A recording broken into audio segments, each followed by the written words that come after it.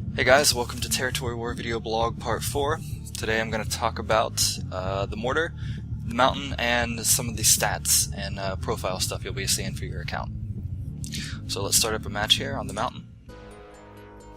As you can see, the Mountain is pretty big. It's much different than your standard Territory War stage. It's obviously much taller than it is wide. I haven't done a stage like this before. This is the first time I had the chance to do so because of the vertical scrolling that I put into the game from the previous levels you might have seen. So I hope this is a stage that will turn out well. It's sort of a bit of a risk, I suppose. Let me zoom out here so you guys can see it. So yeah, it's pretty tall. It's got tunnels going through, platforms on each side. I think it'll be a very interesting stage. But I suppose we just have to wait and find out. There's not much I can do until I have everyone play it and see what they think about it. The weapon I wanted to show you, though, is the Mortar. And I actually kind of messed up last time. I told you guys there were two weapons that I hadn't shown yet. There were actually three. One of those was the Mortar, which is essentially the replacement for the impact grenade. So let me pull that out here. The Mortar looks like this, and has... You can fire straight up if you want, but it has a pretty wide range on it here. And it works pretty similar to a grenade. And you get an effect like that.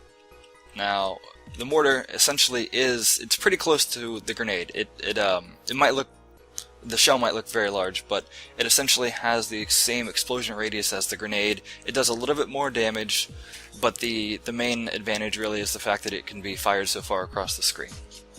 Like this. Now the Mortar also will bounce off of surfaces like the walls and ceilings. It didn't used to actually do that, but I realized since I was using it to replace the impact grenade that it kind of needed that feature to have the same gameplay effect. So I'm going to back out here and actually start up a match on the city, which has more vertical surfaces and straight edges to more easily show you the effect. So versus offline, go ahead and do unlimited, and city. Okay, so if I walk down here, hopefully I can get this to work right. If I fire like this, you can see it bounces off the wall and comes back and explodes on contact. So you get an effect that's pretty similar to the original impact grenade. It's definitely different because of the firing power of the Mortar is obviously very different than the grenade throw, and it'll take getting used to. But there are still some bugs I need to fix. On that last example, I think the Mortar should have bounced off the left wall and continued down, so that's something I need to look into, but for the most part it should always bounce off walls like that. So that's the Mortar. It also has... Oops, it's game over. The Mortar also has the same effect as the grenade. It does a full power shot, if I can get it here. No, messed it up.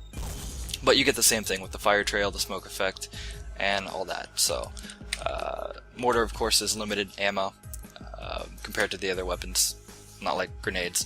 So, that covers that weapon.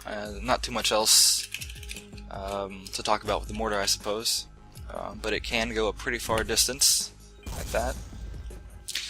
So I hope that works out as a good replacement for the impact grenade, and an overall new addition to the game.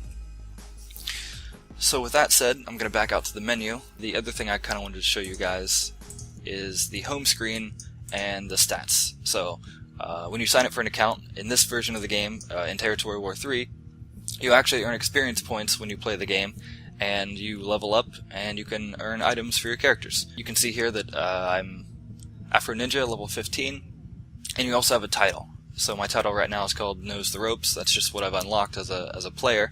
And as you progress through the game and earn more things, you will earn new titles. So on the home screen you can go to change title here, and you have a list of all the titles you've earned. So you can choose any of those and set it, and it'll update it here. And when you log into the lobby, you will have a little profile box that comes up and shows you your username, your level, your title, wins, losses, and I think that's it, maybe experience points. I don't think so though. So you've got wins and losses. Experience points, you earn those from basically just playing matches. You earn the most experience points in a match for winning, obviously, but you can also earn experience points just for killing members of the opposite team or having members left. So if you lose a match, but you manage to kill 3 of the other members of the other team, you'll get some experience points. You also get bonus experience points for headshots and any kind of double or triple kills you might be able to pull off. I mean, those are pretty hard, but you would get a lot of experience points for those. And if you're the winning team, you get experience for winning, and you also get bonus experience points for how many characters you have left. So if you manage to win a match with 5 guys left, you'll definitely get bonus experience points for that. So as you level up with your account, you unlock a lot of different stuff. Primarily, I suppose the main thing you unlock is hats. When you start the game, you will only have 10 or so hats, and you also have accessories. I can actually show you guys here if you go into the team editor. So this is the current team I have. I happen to be using the blockhead skin, or hat, from the Swain. So your team you can choose a hat for the team, but now in this game each player can have their own accessory. So you can see I have these guys outfitted with pipes and cigars, just because why not. So that's the kind of stuff you'll be unlocking. Team hats and individual accessories. You'll also be unlocking weapon skins, and unfortunately I can't show you the weapon skins just yet because it includes weapons you haven't seen yet. So I'll come back to that in the future. But you'll unlock, so you have hats, new accessories, new titles, and weapon skins. And you'll also, there are different sets of weapon skins to unlock, and you can also get, you'll get a couple sets for leveling up your account, but you'll also get a different set for doing well with the weapon. You'll get, so for example, after I think 50 grenade kills or something like that, I'll have to check, you would get a bronze grenade you could use in a match. And as you do better with the grenade, you'll go from bronze to silver to gold. And that works that way with all the weapons. All the weapons you can get specialized versions just for using a lot, in addition to the other weapon skins you'll get from just leveling up. So there's that, and and you can also see recent medals down here. Medals probably won't be in the game for launch, but that will be something I'll add a little bit later down the line. That's just something I put on the back burner so I could get the game out sooner to you guys. Medals are obviously an important part, but they're not essential for the gameplay quite yet. So there will also be a much nicer looking profile screen as opposed to the last game. So I hope that will be a nice place to showcase your stats and your medals and stuff like that. So that's about all I wanted to cover today. Beta is actually pretty close. I'd like to say this is the last video I'm going to put out before the public beta is ready. I can't make promises, but the checklist is dwindling down and there's hardly anything left I need to put in. So hopefully I'll get the beta out within a week or so. Just a couple more things I need to stick in.